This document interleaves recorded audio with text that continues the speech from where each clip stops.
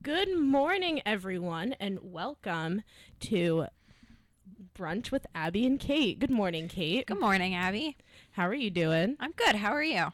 I'm just dandy this morning. However, if not a little bit annoyed. Oh, I can tell this morning. Happy day after election day. It's results day. We get to figure out who made bad decisions and who didn't make bad decisions. That is true. That's definitely true. Yes. We've got a lot to talk about We today. do have a lot to talk about. First thing that we're going to talk about, though, is election day drama, stuff that happened yesterday, and we are going to talk about some of the really big referendums that were going on around the country, and then something that hit really close to home for me and Kate. So there were quite a few victories around the country for social conservatives yesterday. Voters in Houston, Texas voted to reject an anti-discrimination act which would have banned discrimination based on sexual orientation, gender identity, race, and a dozen other categories. They struck down this law. They struck down this bill, and so there's no protection for people at all. Yay, social conservatives. In Kentucky, Matt Bevin, who is a Tea Party favorite, won the governorship of the state, and he's only the second Republican in 4 decades to accomplish this feat, which means that the country is going to have a state of social conservatism, which might have a lot of repercussions for different federal bills that were passed, including same-sex marriage and the legalization of marijuana and such. So, speaking of the legalization of marijuana, Ohio rejected a bill to legalize marijuana for recreational and medical use. So, a lot of wins for the social conservatives yesterday. Now, on to something that happened in Connecticut, actually. In Bridgeport, Connecticut, they elected their mayor, who who was their mayor a few years ago and who is now a convicted felon, just got out of prison, and he's running for mayor again. And they elected him in a landslide victory, according to the Connecticut Post. Kate, you're from Fairfield. I feel like you're better equipped to talk about this, but we actually have some articles up from the New York Times and from my favorite, Hartford Courant. So, Kate? Well, he got out of prison, I think, when I was in 8th grade, so like 2010, 2011. For those who don't know, that would be Joseph Ganim. He was the Bridgeport mayor for, I think, maybe 4 years prior. And then I honestly don't know what happened, but something happened while he was in office. I don't know if he took money but he was convicted. He lost his law license. He lost, he went to jail. It was definitely more difficult on his family, him being in jail. And, I do know the family personally. And, I really hope that he is doing this not just to show people that, he's not that convicted felon anymore, and to show that, he's changed. I feel like that would be a good way for him to vote, for him to reinvent himself. I really hope that it does show that the people of Bridgeport see that maybe he has changed, maybe he's willing to change, because otherwise that is not really a good vote if he has not changed personally. If he has not changed himself inside, then I think that would be a bad vote. But if he's changed, he's going to change the city of Bridgeport. I feel like I'd be all for that. But if he's not changing as a person, I'm not for that. Well, if you're from Connecticut, you know that Bridgeport has a lot of problems. It's the biggest city in the state. It's one of the poorest. It's the place that everybody's kind of afraid to go. It's just, I've been to Bridgeport a couple times for different things, and just not good stuff has happened. But a little background on this. According to the New York Times, Joe Ganim was mayor from 1991 to 2003, and he resigned after he was convicted of accepting hundreds of thousands of dollars from people and companies doing business with the city. He spent 7 years in federal prison, and I guess over that time, he feels as though he's changed enough to go back and run for mayor again. Sorry, and he sees it as a comeback, and he said that they have made history and they're going to start a new course for the city. I hope that he's going to turn Bridgeport around, because as people from Connecticut know, it's just not in a good shape right now.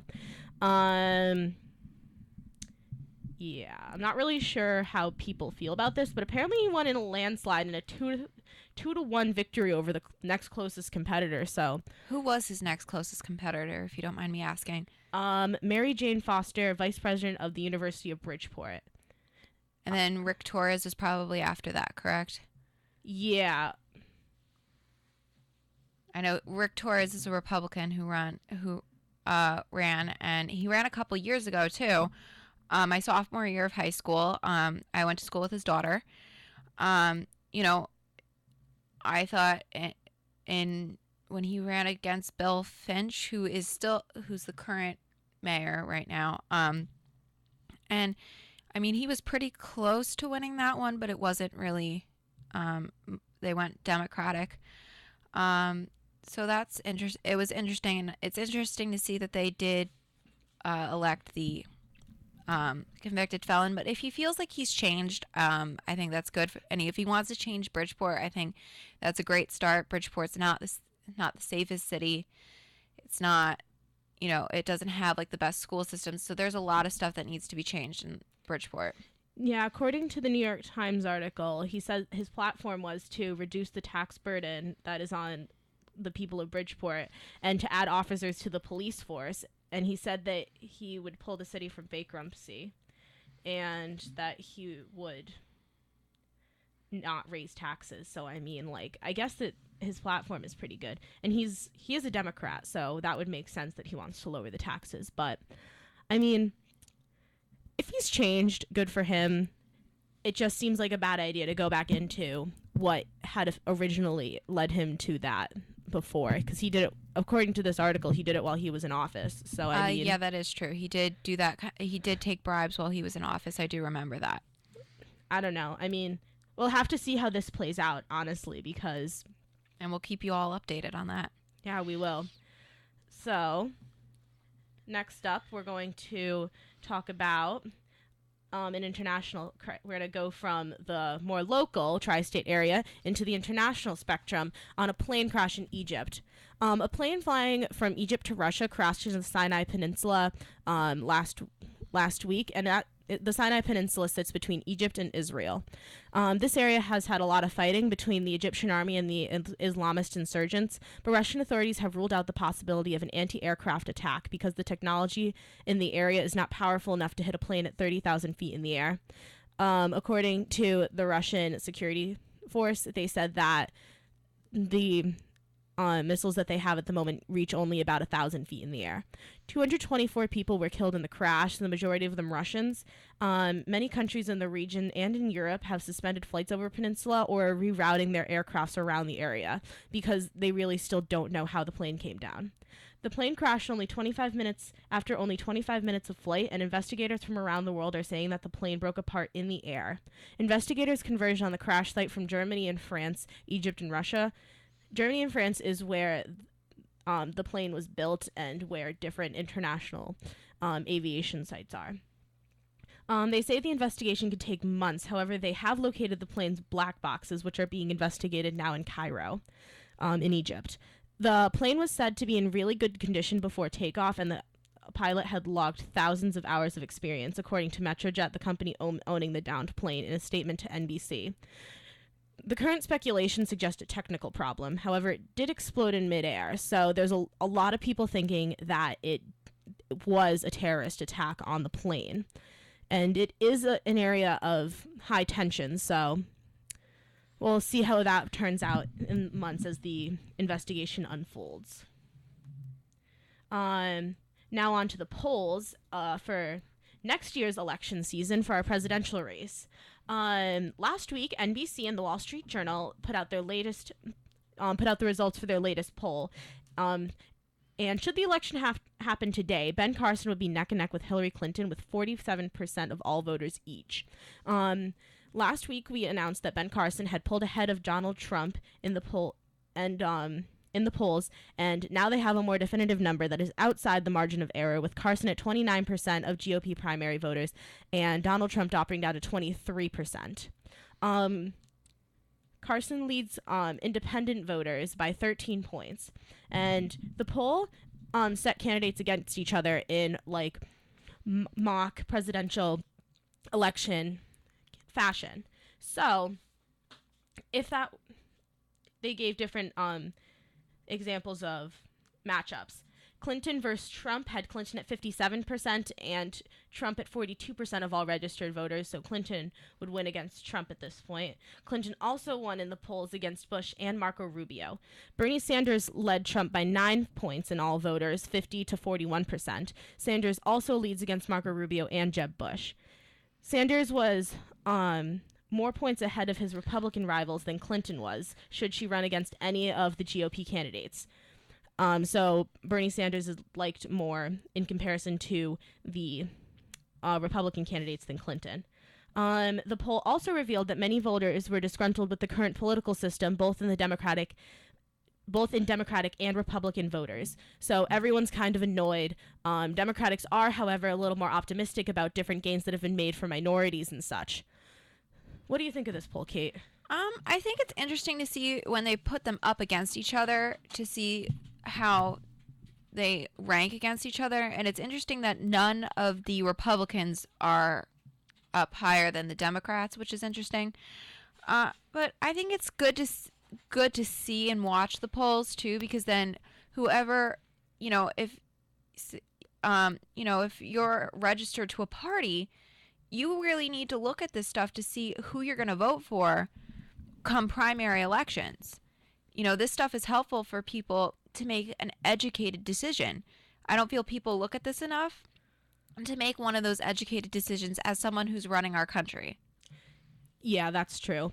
This also gives voters an idea of who is looking at which candidates with favorability.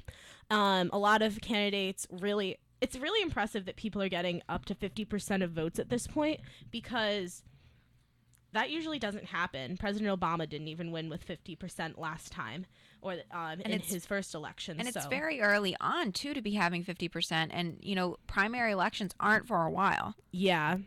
So we'll see how that plays out. They didn't actually, the poll didn't actually set Sanders up against Clinton or any of the other Democratic candidates. So we'll have to see how that plays out in the coming months, see if any other scandals pop up for Clinton or Sanders. It should be an interesting race. I feel like once the primary vote is over, I do feel it's going to be a very, very interesting race. It's going to be I think it's going to be a tight presidential race for 2016. It definitely is. And Clinton, and as much as I can see from this, Clinton really needs to work on getting up support within independent and swing votes.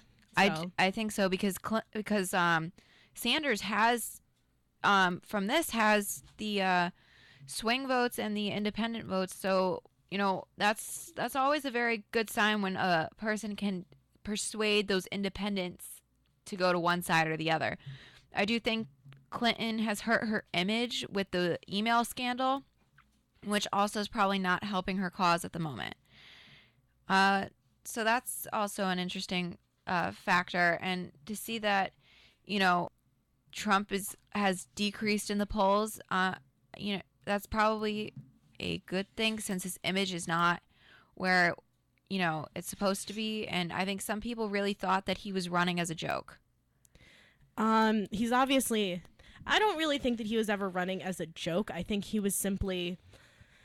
that Trump has a lot more confidence in himself than he really should, to be completely honest. I think sometimes in interviews he comes off as cocky because he's overconfident in himself. He also doesn't actually say anything. If you look at transcripts of what he's actually saying, he's just repeating things over and over again. Like, I saw this one transcript write-up where they asked him, is the American dream dead, and how are you going to work to revive the American dream? And Donald Trump literally said about 5 times, the American dream is not dead.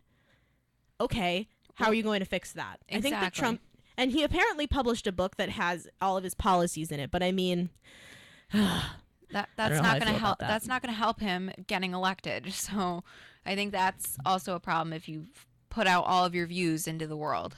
Mm-hmm. It's also, I think it's more of a business plug, to be honest. I don't know. Well, he's lost so many business opportunities. Like the Celebrity Apprentice booted him off that show. Like, he's lost a lot of business because of what he said in the public eye. Mm-hmm. So if this was a business campaign, he's not, after this is over, he's going to have to reworking his relationships with people, because he's destroyed some of these images. Like, he would do like the Miss Universe pageant? Yeah, Miss Universe. Or Miss He used to sponsor it. He used to sponsor it. Well, they took him out as a sponsor, because he acted like a jerk. Literally, all that we know about his foreign policy is that he wants to make Mexico build the Trump wall. That's not going to happen. Sorry, Trump. It's not. No, it's not. And it's very difficult. I think people now realize that I don't think he would be a good person to have run the country, because he would need a person to run his public affairs, because he could not, I don't know if public affairs is the right word, but he needs someone to rework what he says in the public. Because if he says the wrong thing in an international event or a summit, then that's going to tick off different world leaders, and that will not be good. It could start a Cold War, a World War, just a war in general. Like, I don't think he understands how sensitive different international conflicts are, which is the biggest problem. And I think, when you have, like, Hillary Clinton has been the Secretary of State, I think she understands the personalities of the different foreign leaders a little bit better than, say, Donald Trump would. I feel that she takes some people's feelings a little bit more into consideration when she talks to them. So I feel like that would be a good thing. Yeah. All right. Well, we're going to go to some music, and then we'll be back with a slightly lighter conversation in entertainment. ICR presents This Moment in History. This neighborhood war has sent men, food. From the NBC newsroom in New York, President Roosevelt said in a statement today,